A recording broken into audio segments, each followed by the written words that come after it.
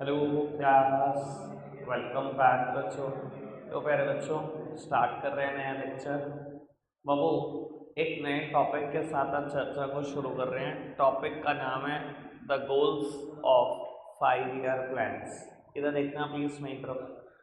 Topic शुरू करने से पहले इसका इंट्रोडक्शन दे देता हूँ और एनसीईआरटी से थोड़ा अच्छा ही दे देता हूँ। बेटा, ये लिखता है the goals of 5 year plan, और सच मायने में बेटा इसका नाम होना चाहिए long term goals of 5 year plan. मतलब बताता हूँ आपको long term goals of 5 year plan और short term goals of 5 year plan में क्या अंतर है। बेटा, हर 5 ईयर प्लान का ना एक स्पेसिफाइड ऑब्जेक्टिव था। हर 5 ईयर प्लान का, जैसे कि मैं अगर बताना चाहूँ तो फर्स्ट 5 ईयर प्लान का एक स्पेसिफाइड ऑब्जेक्टिव था increase in the agriculture production. Second year 5 year plan का हमारा ऑब्जेक्टिव था increase in the industrial production. पहला 5 ईयर प्लान कहता था एग्रीकल्चर का प्रोडक्शन बहुत ज़्यादा बढ़ाओ, क्योंकि उस टाइम पर एग्रीकल्चर के अलावा कोई ऑक्यूपेशन नहीं पता था दुनिया में। सेकेंड 5 ईयर प्लान कहता था इंडस्ट्री का प्रोडक्शन बताओ बढ़ाओ, मतलब सेकेंडरी सेक्टर में प्रोडक्शन को बढ़ाने की कोशिश करो। बेटा, इन्हें बोलते हैं शॉर्ट टर्म गोल्स। जो किसी भी 5 ईयर प्लान के स्पेसिफाइड ऑब्जेक्टिव थे वो तो शॉर्ट टर्म गोल्स। बेटा, लॉन्ग टर्म गोल्स एक्चुअली में पता है क्या है, जो मुझे किसी एक 5 ईयर प्लान में नहीं चाहिए, जो मुझे पूरी जिंदगी चाहिए। हर 5 ईयर प्लान में ये तो चाहिए ही चाहिए। उन्हें बोला गया लॉन्ग टर्म गोल्स। जैसे कि जीडीपी ग्रोथ, मुझे एक बात बताओ, सिर्फ एक 5 ईयर प्लान में चाहिए बस 5 साल, उसके बाद नहीं चाहिए कभी जीडीपी ग्रोथ? चाहिए क्या नहीं चाहिए? वो तो पूरी जिंदगी चाहिए ना।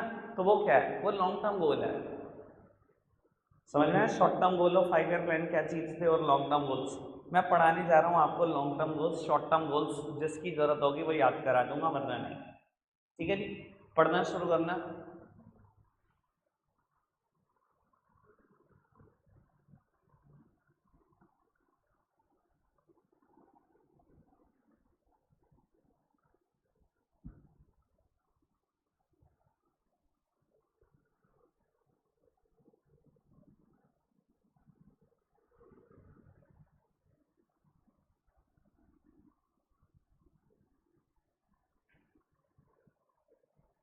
ठीक है, ठीक है बाबू, बात फिर घूम फिर के सीधी सी यही है। कोई भी प्लानर, कोई भी जो भी लोग इकोनॉमिक प्लानिंग कर रहे हैं, 5 ईयर प्लान बना रहे हैं देश के लिए, कोई भी प्लानर ऐसी पॉलिसीज ऐसे प्लान ना बना ले जो इन चार चीज़ों को कॉन्ट्राडिक्ट कर रहे हैं। ये चार चीज़ों को बोला गया लॉन्ग टर्म गोल्स, जो हमें ताउम्र चाहिए।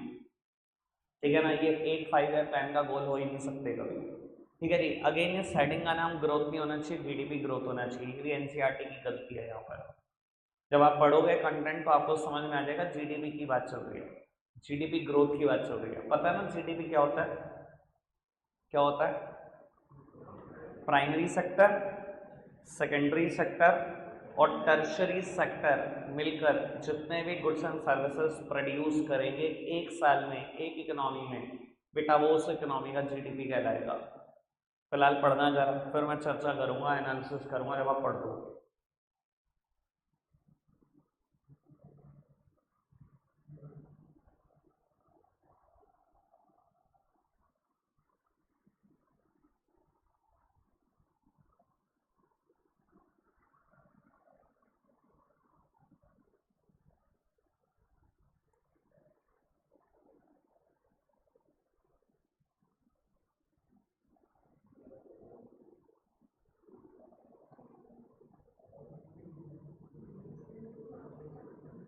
पढ़ना बोलता है, बस बस बिल्कुल चुप।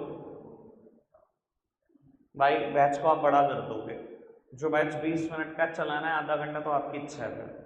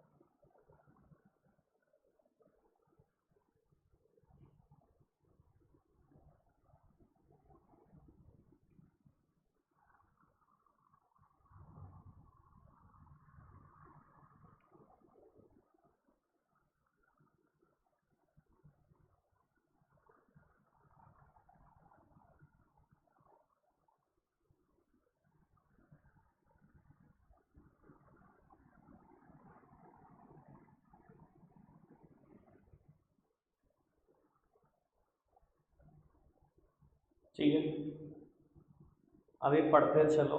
मेरा एनालिसिस बकाया जीडीपी ग्रोथ पर, मॉडर्नाइजेशन एक टॉपिक है, मतलब चार है ना हमारे पास लॉन्ग टर्म ग्रोथ, एक जीडीपी ग्रोथ, दूसरा मॉडर्नाइजेशन पढ़ना।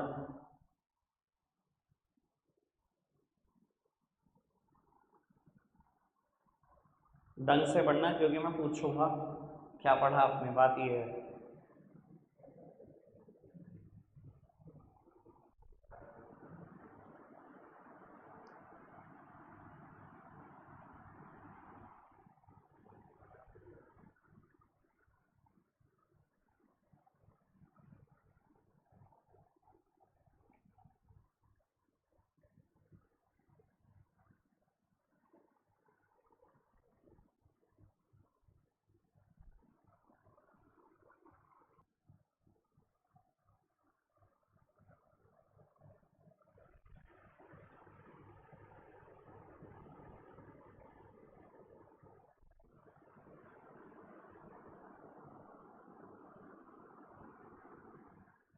Then modernization, self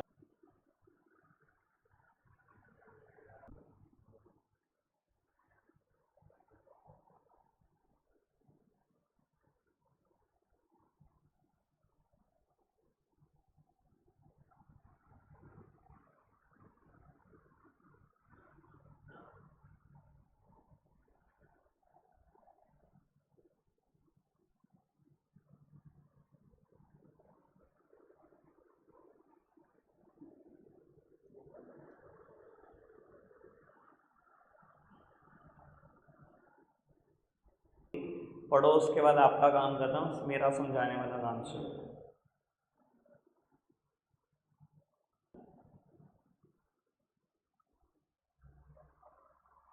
10 बजे का था भैया, अभी तो 11वीं शुरू भी नहीं की मैंने।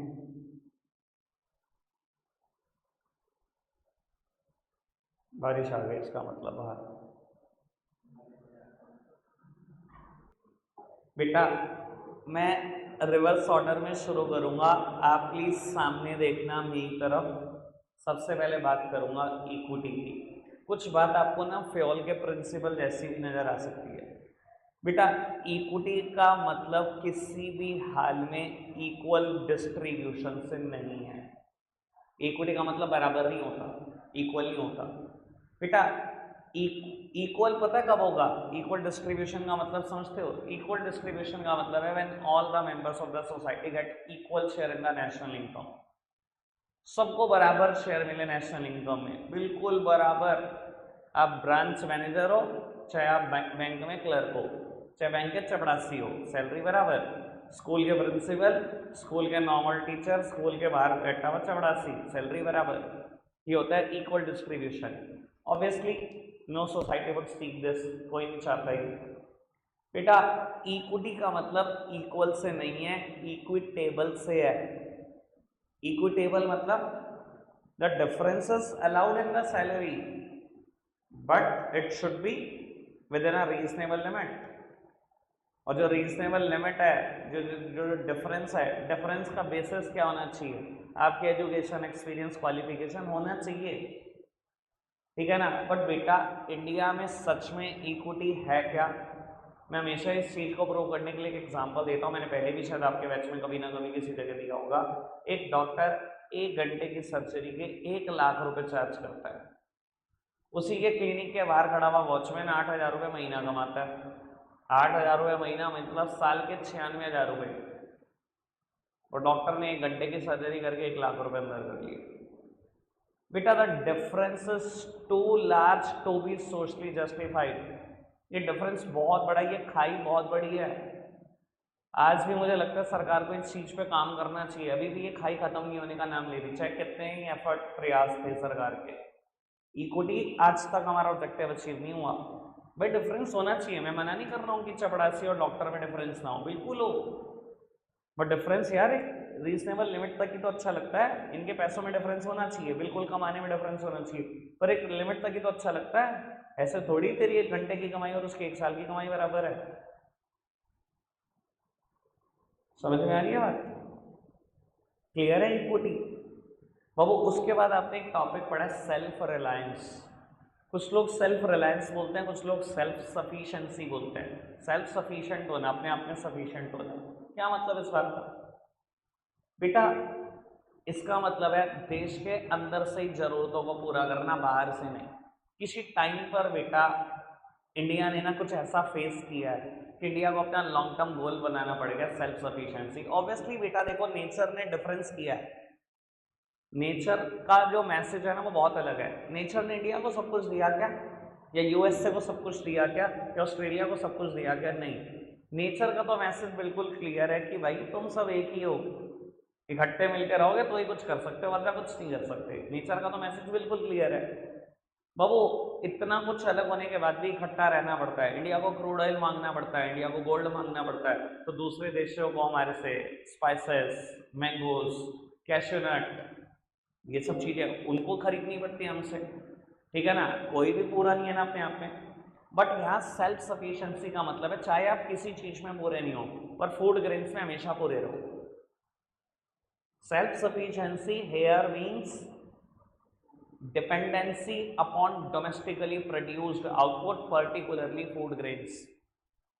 सिर्फ डिपेंडेंट रहो देश की ही चीजों पर, कम से कम फूड ग्रेन्स में। तो फूड ग्रेन्स के लिए बाहर ना झांकना पड़े आपको। क्यों बाबू? The idea was not to expose the economy to some political pressure, क्योंकि बेटा इंडिया के साथ में ऐसा हो चुका है। अगर आपके पास फूड ग्रेन्स अपने लिए नहीं है ना, अगर फूड ग्रेन्स में भी सेल्फ सफिशिएंट नहीं हो, बाहर झांकना पड़ता है फूड ग्रेन्स के लिए, तो बेटा आपकी इकोनॉमी हमेशा पॉलिटिकल प्रेशर में आएगी। And it was happened in the year 1965। वो 1965 की वॉर में, इंडिया पाकिस्तान की वॉर में, शुरुआत हमेशा पाकिस्तान करता था, इंडिया खत्म करता था बस। बाबू इंडिया ने पाकिस्तान को लाहौर तक घसीट दिया था, और कुछ दिन और जंग चल जाती, पूरा पाकिस्तान मिल जाता दोबारा इंडिया के अंदर। ऐसे हालात थे। यूएसए ने थ्रेटन करा इंडिया को कि अगर आपने अभी वॉर ना रोकी ना, मैं फूड ग्रेन्स का एक्सपोर्ट रोक रहा हूं, खाने के लाले बढ़ जाएंगे आपके देश में। और इंडियन आर्मी को वहीं से बैक होना पड़ा। तो बेटा इंडिया ना वो पॉलिटिकल प्रेशर झेल चुका है इन द पास्ट। और आपको बता देता हूँ, ये जो आज यूएस से आपको बहुत बड़ा दोस्त लगता है ना, आपका सबसे बड़े दलाल यही है। आप पास्ट में अपने पेरेंट्स से पूछ कर देखो यूएसए ने कैसी कैसी हरकतें की हुई हैं। इंडिया के सबसे ज़्यादा खिलाफ रहा है यूएसए पास्ट में। वो बात अलग है कि अब हमारे रिलेशन सुधर चुके हैं। सबसे ज़्यादा बार इसने पाकिस्तान का सपोर्ट किया, सबसे ज़्यादा बार, हर जगह पे नीचे दिखाया इंडिया को यूएसए ने। तो बाबू अगर आपका देश फूड ग्रेन में सेल्फ सफिशिएंट नहीं होता ना, तो आपको क्या सहना पड़ता है, मैंने आपको एग्जांपल समझा दिया। एनसीईआरटी नहीं समझा पाती ऐसी बातें। क्लियर हो गई ना बेटा बात अच्छे से? ठीक है, मैंने बताया हुआ, मैंने इस बुक पे ना पीएचडी कर रखी है पूरी। पता नहीं कितने राइटर पढ़ रखे हैं, कितने राइटर इस बुक को पूरा खा रखा है। डन। दो बातें। तीसरी बात मॉडर्नाइजेशन पर। वो मॉडर्नाइजेशन आपने पढ़ा होगा ढंग से, मेरे को होप है, क्योंकि सेकंड टॉपिक आ गया था, चौथे तक जान निकल जाती है। बाबू मॉडर्नाइजेशन का मतलब क्या है? Updation and adoption of new technology. नई टेक्नोलॉजी को अडॉप्ट कर लेना, नई टेक्नोलॉजी में अपग्रेड करते रहना। देखो बेटा प्रोडक्शन बढ़ाने के लिए हम दो ही रास्ते होते हैं, दो ही रास्ते हैं प्रोडक्शन बढ़ाने के वर्ल्ड वाइड। या तो पूल ऑफ रिसोर्सेस ले आओ, करोड़ों रुपए अरबों रुपए ले आओ, या नई टेक्नोलॉजी अडॉप्ट करते जाओ, प्रोडक्शन वैसे ही बढ़ता जाएगा। आप मानते हो बेटा हर जो नई टेक्नोलॉजी आती है वो पुरानी से बेटर होती है। किसी टाइम पर मैं अगर समझाने की बात करूँ, एक प्रिंटर आया करता था, इंकजेट प्रिंटर, आज भी बैंक में इस्तेमाल होता है। बैंक स्टेटमेंट प्रिंट करने जाओ, इंकजेट प्रिंटर ना आवाज करता है बहुत ज़्यादा, टक टक टक टक टक प्रिंट करता है। बैंक में आज भी ये आवाज़ सुनते होंगे आप जब कुछ प्रिंट निकलता होगा। तो वो फिर आए laser printer. Inkjet printer 1 minute में शायद 1 पेज निकालता था।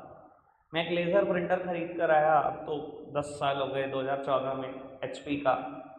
बाबू वो 1 मिनट में 12-13 पेज निकालता था, ठीक है ना जी। अभी मैंने एक प्रिंटर खरीदा हाल ही में, कैनन का लेजर प्रिंटर है, बाबू वो 1 मिनट में 30 पेज निकालता है। ये मानते हो टेक्नोलॉजी अपग्रेड करती जाती है तो सर प्रोडक्शन कैपेसिटी भी बढ़ती चली जाती है। और प्रोडक्शन कैपेसिटी बढ़ाने के दो ही रास्ते हैं, या तो अंधाधुंध पैसा डालते रहो या नई नई टेक्नोलॉजी अडॉप्ट करते रहो, दो ही रास्ते हैं। और इंडिया जैसा देश जहाँ कैपिटल है ही नहीं लोगों के पास, आपके पास एक ही चॉइस है कि नई टेक्नोलॉजी अडॉप्ट करो, तभी प्रोडक्शन बढ़ सकता है। मानते हो ना? और बाबू आज का एरा साइंस का एरा है, ये हमें बहुत सारे नए वेज देता है गुड्स को प्रोड्यूस करने के, नई नई टेक्नोलॉजी दे रहा है हमें।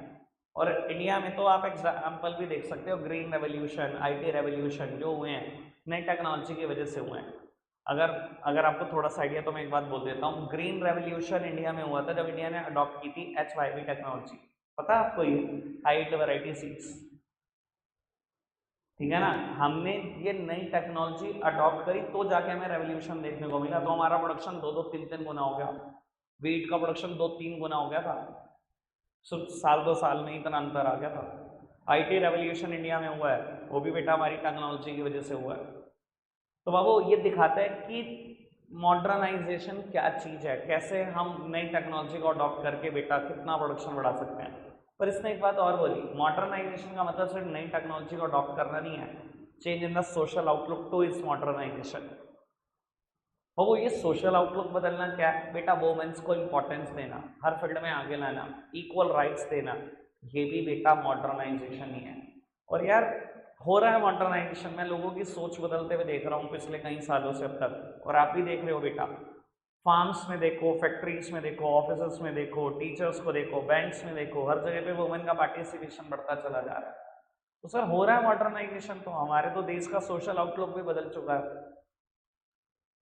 ये ऑब्जेक्टिव सच में अचीव हो रहा है देश में, ठीक है ना जी? बात समझ में आ गई? फिर एक बात आती है आखिरी, जीडीपी ग्रोथ।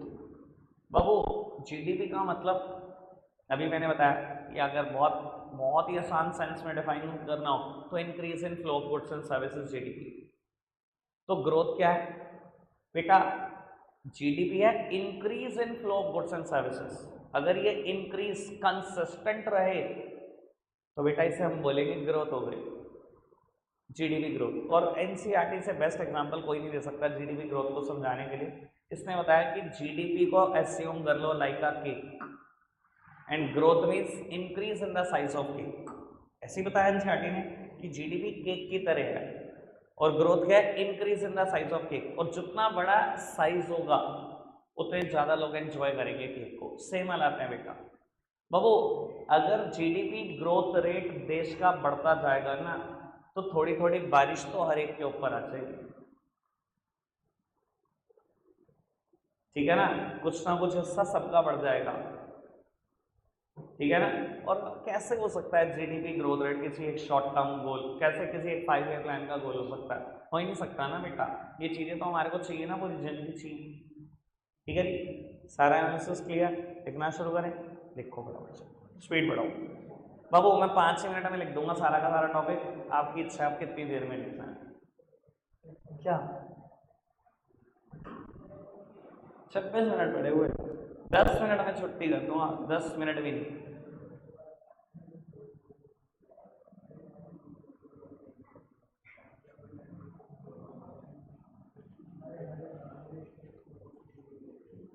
बाबू आप अपनी स्पीड संभालना, मेरी स्पीड बहुत तेज रहेगी, ये मत कहना छूट गया, ये हो गया, वो हो गया।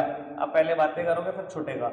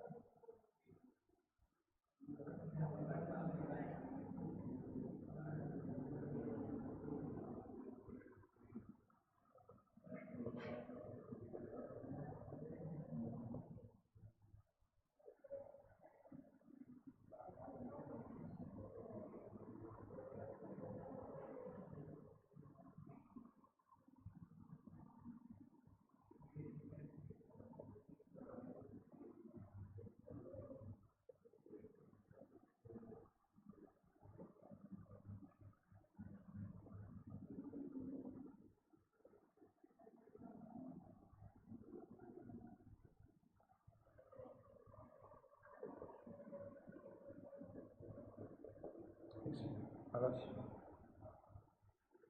लिखना?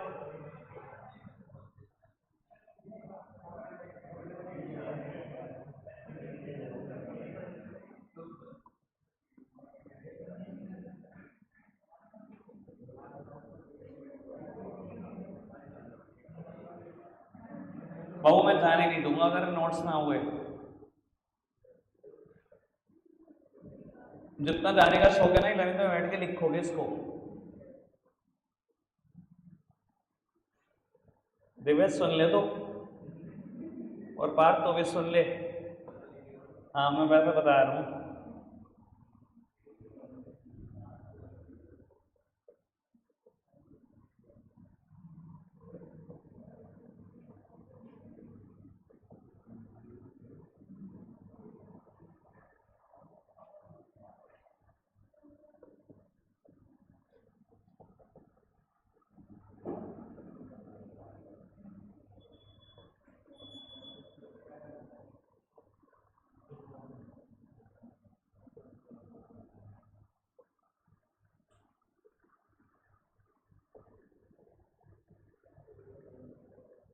तू भी सुन ले।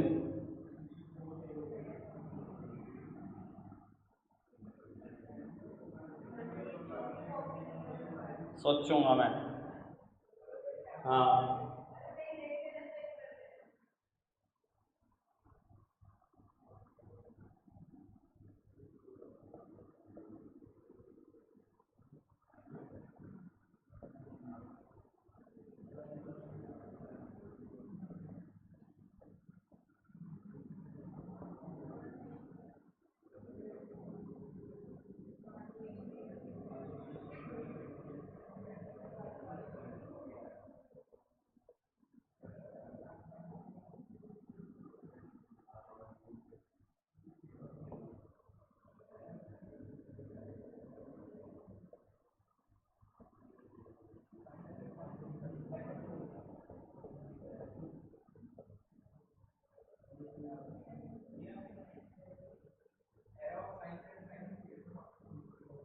today is the era of science and science offered us various new ways of production।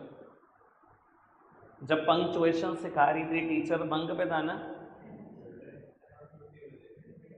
Pose भी लेते हैं। मुझे लगता है पहले कॉमा, सेमी कॉलन एंड इनकी पहले इंपॉर्टेंस सिखाओ तुम्हें।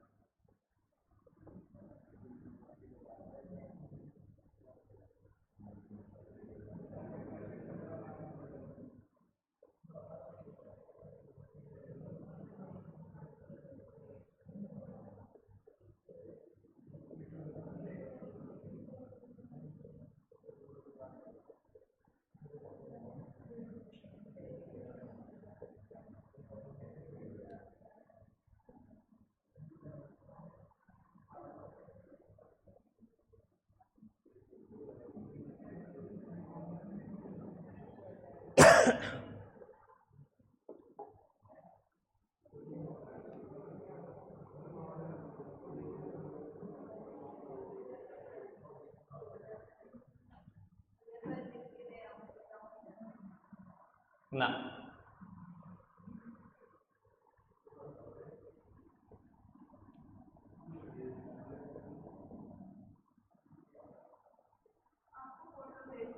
अच्छा ठीक है, जाओ।